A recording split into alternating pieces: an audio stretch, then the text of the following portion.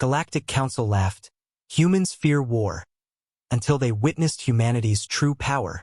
Ambassador Kelitha's crystalline form shimmered with amusement as the human delegation entered the grand chamber of the Galactic Council.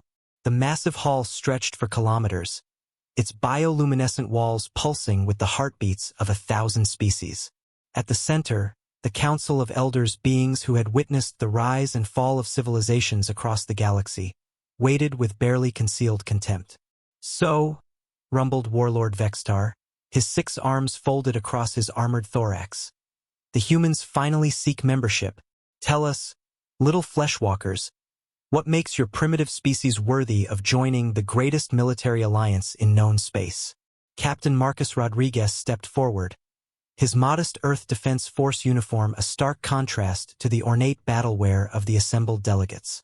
Behind him stood his small team, physicist Dr.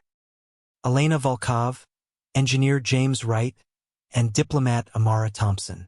They appeared almost fragile among the towering aliens, some of whom stood 3 meters tall with natural armor plating and retractable claws. "Honored Council," Rodriguez began, his voice steady despite the intimidating atmosphere. "Humanity offers scientific innovation, cultural diversity, and unwavering determination in the face of adversity." The chamber erupted in what could only be described as intergalactic laughter. The Zephyrian delegates' throat sacs inflated and deflated rhythmically, while the insectoid klaxons clicked their mandibles in derision.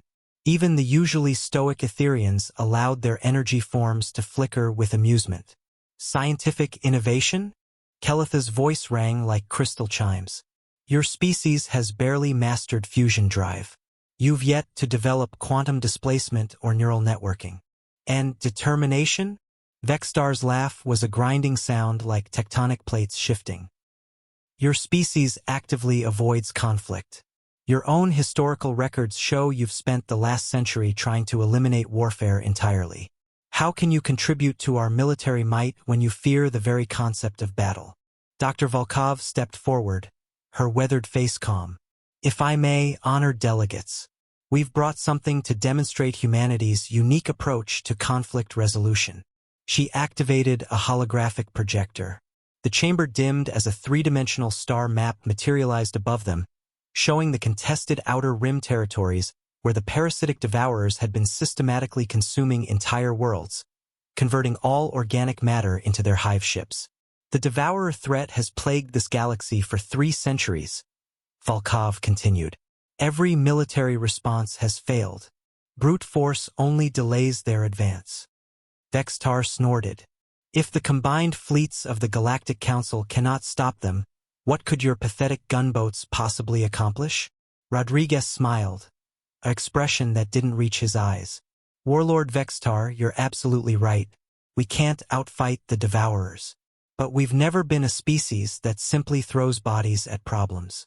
The hologram shifted, showing detailed schematics of what appeared to be a simple communication array.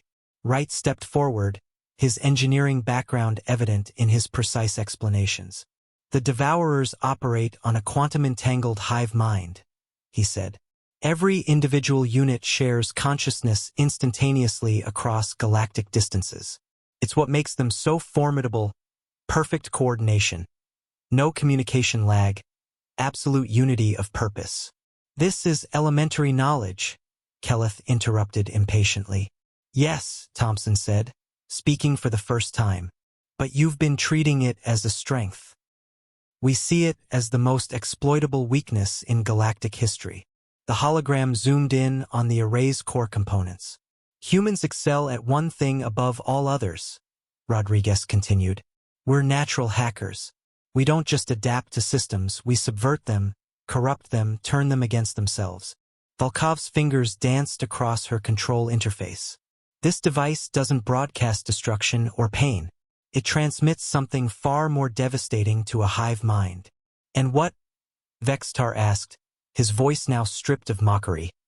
"Could possibly be more devastating than our quantum torpedoes or plasma cannons?" Rodriguez's smile widened, and for the first time, the assembled delegates felt a chill that had nothing to do with the chamber's temperature control. "Doubt," he said simply. Human doubt, human questioning, human individualism. Every philosophical debate, every moment of uncertainty, every time a human has ever asked, what if we're wrong? We're broadcasting it all directly into their shared consciousness. The implications struck the council like a physical blow. A hive mind built on absolute certainty, suddenly infected with humanity's greatest gift and curse. The ability to question everything, to doubt, to fracture unity with the simple concept that there might be another way. The field test was conducted last month, Thompson added quietly. The entire Devourer fleet in the Kepler sector stopped. They're still out there, but they're arguing with themselves.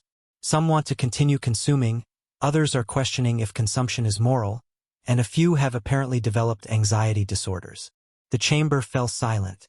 The greatest military minds in the galaxy stared at the humans with a mixture of awe and terror. They had just witnessed something more powerful than any weapon, the human capacity to plant seeds of doubt in absolute certainty. Kelitha's crystalline form had stopped shimmering entirely. Humans fear war. Rodriguez nodded. We do. That's precisely what makes us so dangerous at it.